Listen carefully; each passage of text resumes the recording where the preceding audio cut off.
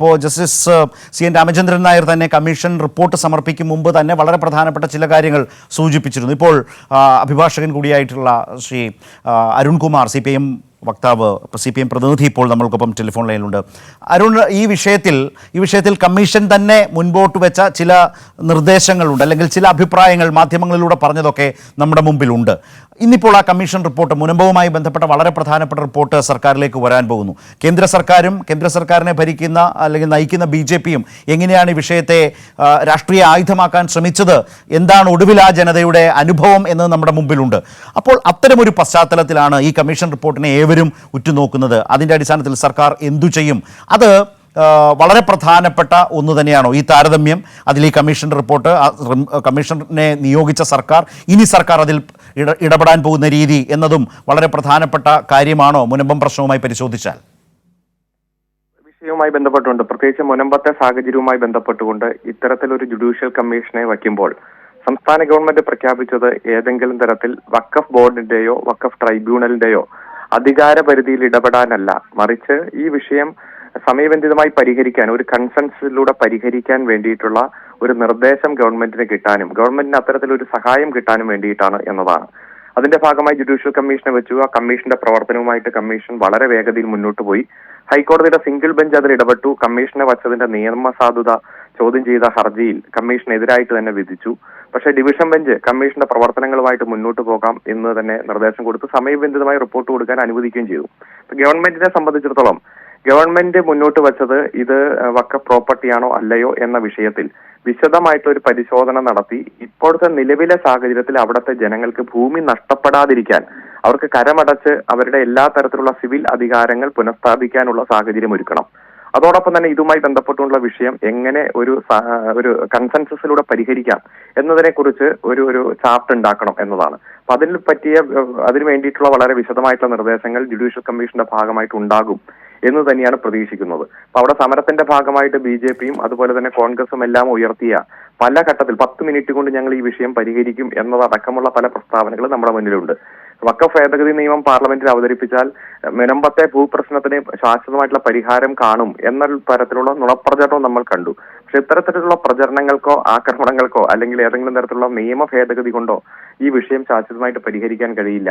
ഇതിന്റെ എഫക്റ്റഡ് പാർട്ടീസിനെ എല്ലാം വിളിച്ചിരുത്തി ഒരു കൺസെൻസസിലൂടെ ഒരു ദീർഘകാലാടിസ്ഥാനത്തിൽ ഈ പ്രശ്നം പരിഹരിക്കുന്ന ഇടപെടൽ ആണ് ഗവൺമെന്റ് മുന്നോട്ട് വെച്ചത്. ആ ഗവൺമെന്റ് മുന്നോട്ട് വെച്ച പ്രവർത്തനത്തെ, നിർദ്ദേശത്തെ ഏറ്റവും വേഗതയിലാക്കാൻ കഴിയുന്ന തരത്തിൽ ജുഡീഷ്യൽ കമ്മീഷന്റെ ഒരു ശുപാർശകൾ ഉണ്ടാകുമെന്നതാണ് മനസ്സിലാക്കുന്നത്. അത്തരത്തിലുള്ള ശുപാർശ വന്നാൽ ഈ വിഷയം ശാശ്വതമായിട്ട് പരിഹരിക്കാൻ സംസ്ഥാന ഗവൺമെന്റിന് കഴിയും. അതിന് ഉതകുന്ന തരത്തിലുള്ള നിർദ്ദേശമായിരിക്കും ജസ്റ്റിസിന്റെ ഭാഗത്തുനിന്ന് ഉണ്ടാകുക എന്നതാണ് മനസ്സിലാക്കുന്നത്. ഇതിൽ എല്ലാവരുടെയും ഉള്ളിലേക്ക് ഇപ്പോൾ വന്നിട്ടുള്ള കുറെ കൂടി യാഥാർത്ഥ്യ ബോധത്തോടെ ഈ വിഷയത്തെ സമീപിക്കുമ്പോൾ അരുൺ സൂചിപ്പിച്ചതുപോലെ നിയമപരമായി ഈ വിഷയത്തിൽ എങ്ങനെ ഒരു സർക്കാരിന് ഇടപെടാം, ഏതൊക്കെ തരത്തിൽ നടപടികളെടുക്കാം, അതെങ്ങനെ കോടതിയിൽ പരിശോധിക്കപ്പെടുമ്പോൾ, കോടതിയുടെ പരിശോധനയ്ക്ക് വിധേയമാകുമ്പോൾ അത് നിയമപരമായി അനുകൂലമായി മാറും. ആ ജനതയ്ക്ക്, അവിടെ സമരം ചെയ്യുന്നവർ അല്ലെങ്കിൽ അവിടെ ആശങ്കപ്പെടുന്നവർ, അവരുടെ ഉടമസ്ഥാവകാശം ഉറപ്പാക്കും വിധത്തിലേക്ക് അവിടെ നിന്ന് കുടിയൊഴിപ്പിക്കാതെ അവരെ സംരക്ഷിക്കാൻ എന്തു ചെയ്യാൻ, അതിൽ നിയമപരമായി പോകുന്നു എന്നുള്ള നല്ല തിരിച്ചറിവും ബോധ്യവും, ഇതൊരു രാഷ്ട്രീയ വിവാദമായതുകൊണ്ടാണ് ആ തിരിച്ചറിവ് എന്ന് ഞാൻ സൂചിപ്പിച്ചത്. തിരിച്ചറിവ് ഇപ്പോൾ ആളുകൾക്കുണ്ടാകുന്ന നിലയിലാണ് സംസ്ഥാന സർക്കാർ ഇക്കാര്യത്തിൽ പ്രവർത്തിച്ചിട്ടുള്ളത്, യാതൊരു സംശയവുമില്ല. പക്ഷേ ഇതിനെ രാഷ്ട്രീയ വിവാദമാക്കാൻ മാധ്യമങ്ങൾ അല്ലെങ്കിൽ രാഷ്ട്രീയ ആയുധമായി മാറ്റാൻ പ്രതിപക്ഷം, അതിൽ BJP ഉണ്ട്, മുമ്പ് താങ്കൾ സൂചിപ്പിച്ച പോലെ കോൺഗ്രസ് ഉണ്ട്. പ്രതിപക്ഷ നേതാവ് പറഞ്ഞതുപോലെ ഇതൊരു 10 മിനിറ്റ് കൊണ്ട് പരിഹരിക്കാൻ കഴിയുന്ന വിഷയമേ അല്ല എന്നും നിയമപരമായി ശരിയായി സർക്കാർ ചെയ്യേണ്ട കാര്യങ്ങൾ ചെയ്തു മാത്രമേ അവരെ സംരക്ഷിക്കാനാകൂ എന്ന നിലയിലേക്കും ആളുകൾക്ക് നല്ല ധാരണ ഉണ്ടാവുന്നതിന് സർക്കാരിന്റെ നടപടികൾ വഴിവെച്ചിട്ടുണ്ടോ? അതെ, കൃത്യമായിട്ട് ഇപ്പോൾ വഖഫ് ബോർഡിന്റെ തീരുമാനം, ആ തീരുമാനത്തെ വഖഫ് ട്രൈബ്യൂണലിൽ ചോദ്യം ചെയ്ത് ആ വഖഫ് ട്രൈബ്യൂണൽ ഇപ്പൊ ഈ മാറ്റർ പെൻഡിംഗ് ആണ്. അപ്പൊ അത്തരത്തിൽ വഖഫ് ട്രൈബ്യൂണലിലോ ബോർഡിലോ പെൻഡിംഗ് നിൽക്കുന്ന ഒരു വിഷയത്തിൽ, ഒരു തർക്കത്തിൽ ഗവൺമെന്റിന് വഖഫ് നിയമപ്രകാരമുള്ള വിശേഷ അധികാരങ്ങൾ എടുത്ത് പ്രയോഗിക്കാൻ കഴിയില്ല. എല്ലാ പ്രൊസീഡിങ്സും അവസാനിച്ചതിന് ശേഷം മാത്രമേ പറ്റൂ. അപ്പൊ ആ ഒരു സാഹചര്യത്തിലാണ് ഒരു നിയമം കൊണ്ടുവന്നാൽ എല്ലാ പ്രശ്നവും പരിഹരിക്കപ്പെടും, വഖഫ് ബോർഡിന്റെയും ട്രൈബ്യൂണലിന്റെ എല്ലാ അധികാരം എടുത്തു കളഞ്ഞു, മറ്റൊരു തരത്തിൽ നിയമപരമായിട്ടുള്ള ഗുണം കിട്ടും എന്നുള്ള രൂപത്തിലൊക്കെ BJPയുടെ പ്രചരണം വന്നത്. പക്ഷെ ഈ നിയമ ഭേദഗതിക്ക് ഒരു തരത്തിലും റിട്രോസ്പെക്റ്റീവ് എഫക്ട്, പൂർവ്വകാല പ്രഭാവം ഇല്ലാതെ വന്നതോടുകൂടി ഈ പറഞ്ഞ ബെനിഫിറ്റ് ഒന്നുമില്ല.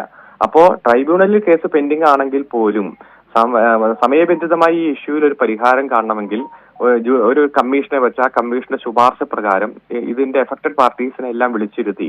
ഇപ്പോ അതില് ഭൂമി നഷ്ടപ്പെട്ടവരുണ്ട്, അതുപോലെ തന്നെ അവിടെ താമസിക്കുന്നവരുണ്ട്, അതുപോലെ എഡ്യൂക്കേഷണൽ സൊസൈറ്റിയുമായി ബന്ധപ്പെട്ട് ഉള്ളവരുണ്ട്. അപ്പൊ അവരെല്ലാവരെയും കൂട്ടിയിരുത്തി പ്രശ്നം പരിഹരിച്ച് അതിന് നിയമപരമായിട്ടുള്ള പിന്തുണ കൂടി നേടിയെടുക്കുക, നിയമത്തിന്റേതായിട്ടുള്ള ഒരു സർവൈലൻസ് കൂടി നേടിയെടുക്കുക. അതാണ് ഗവൺമെന്റ് ഉദ്ദേശിക്കുന്നത്. അതാ ഗവൺമെന്റ് ഉദ്ദേശിച്ച രൂപത്തിൽ തന്നെ സാഹചര്യങ്ങൾ വന്നു. ഇടയ്ക്ക് ചില പ്രതിസന്ധികൾ സിംഗിൾ ജഡ്ജിന്റെ വിധി വന്നപ്പോൾ ഉണ്ടായെങ്കിലും അതിനെയും തരണം ചെയ്ത് മുന്നോട്ട് പോകാൻ ഗവൺമെന്റിന് കഴിഞ്ഞു. ഏതായാലും മുനമ്പത്തെ ഭൂപ്രശ്നത്തിന് ശാശ്വതമായിട്ടുള്ള പരിഹാരം കാണാൻ സംസ്ഥാന ഗവൺമെന്റ് സ്വീകരിച്ചിരിക്കുന്ന ഈ നടപടിക്രമങ്ങളിലൂടെയേ പറ്റൂ എന്നൊരു പൊതുബോധത്തിലേക്ക് അവിടെ സമരം ചെയ്യുന്നവരും എത്തിയിട്ടുണ്ട്, ഈ സമരത്തിന്റെ ഭാഗമായിട്ട് നിന്നവരും എത്തിയിട്ടുണ്ട്, എല്ലാ വിഭാഗം ആളുകളും എത്തിച്ചേർന്നിട്ടുണ്ടെന്നത് തന്നെയാണ് ഇപ്പോഴുള്ള ഒരു സാഹചര്യം.